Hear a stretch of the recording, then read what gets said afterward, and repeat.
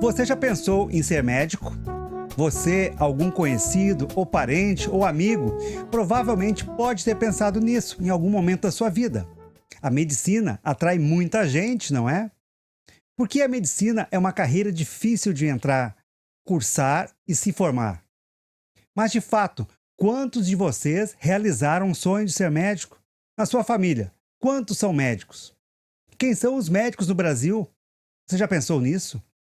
São questões cruciais, mas não apenas para quem escolhe essa carreira, a especialidade que vai atuar ou a universidade onde vai estudar, mas para todos nós, usuários dos serviços de saúde, seja público ou privado, visto que são eles e elas, os médicos e as médicas, que cuidam da nossa saúde. Hoje eu abordarei o tema carreira médica, provocando reflexões e buscando responder estes questionamentos. Contudo, nossa conversa será logo após ouvirmos uma música marcante para este primeiro episódio do programa Conexão Ipanema Carioca, Ciência e Cotidiano em Diálogo. A música que eu escolhi é de uma cantora gaúcha, que começou sua carreira nos bares de Porto Alegre nos anos 80 e posteriormente mudou-se para o Rio de Janeiro, como eu. Vamos ouvir a música Cariocas, da Adriana Calcanhoto, letra que ressalta a diversidade dos cariocas. Curte a música que eu já volto.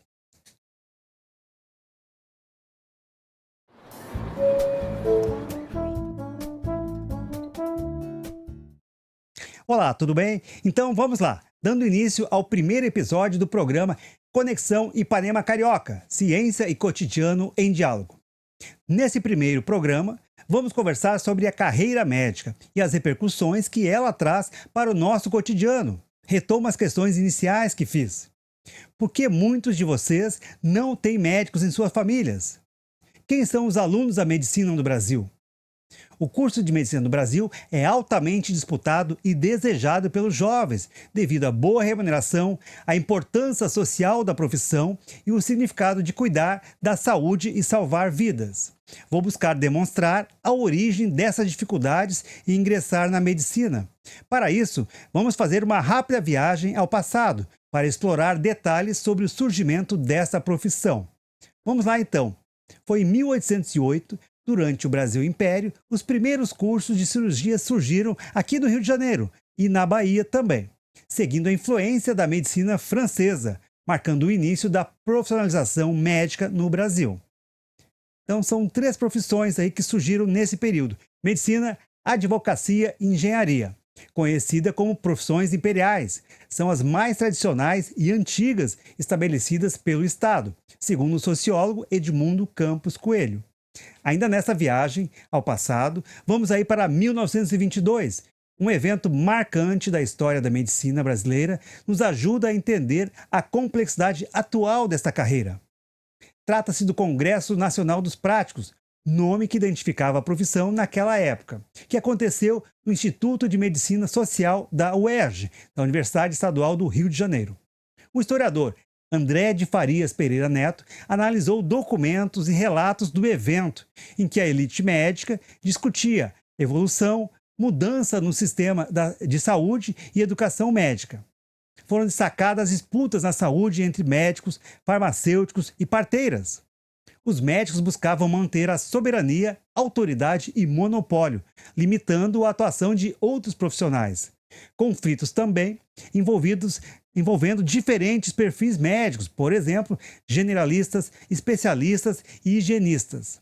Além do conflito com outras práticas de curas alternativas, como os curandeiros, os espíritas e os homeopatas. Mas o mais importante é que havia um consenso entre os participantes deste congresso sobre o curso de medicina.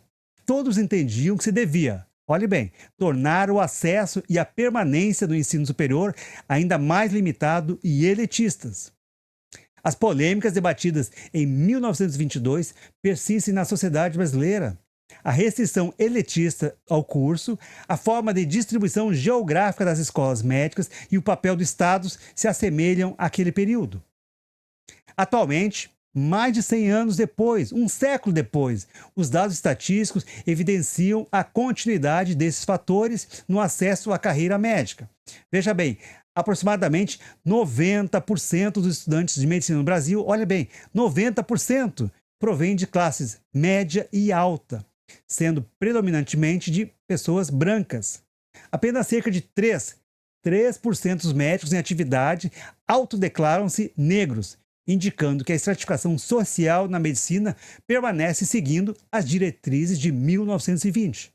Apesar das ações afirmativas iniciadas nos anos 90, mas que ainda pouco alteraram essa realidade. Respondendo às questões iniciais, observamos as fortes barreiras sociais e raciais criadas há mais de 100 anos ainda limitam o acesso de pessoas de classes baixas a esta carreira.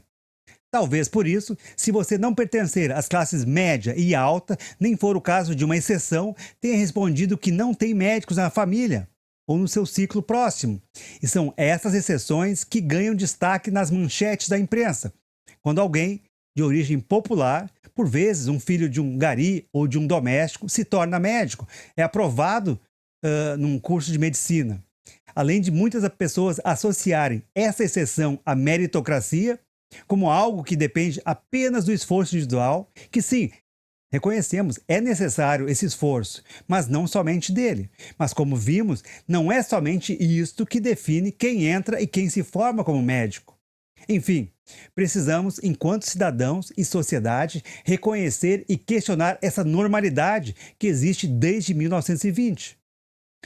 Para a reflexão, trago um insight do filósofo francês Pierre Bourdieu, que diz: quando sistemas que limitam a entrada de muitas pessoas em uma determinada profissão, que funcionam de maneira velada e garantem proteção da raridade a um grupo específico, deixam de garantir essa normalidade.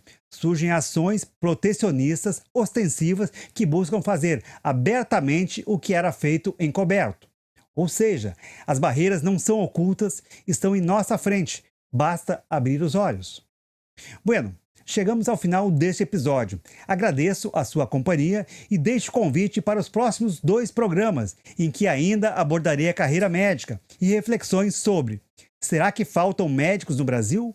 Qual o papel das ações afirmativas na educação para mudar o perfil do médico brasileiro, deixando de ser exclusivo de homens, brancos e de classes altas? Tchau, até breve!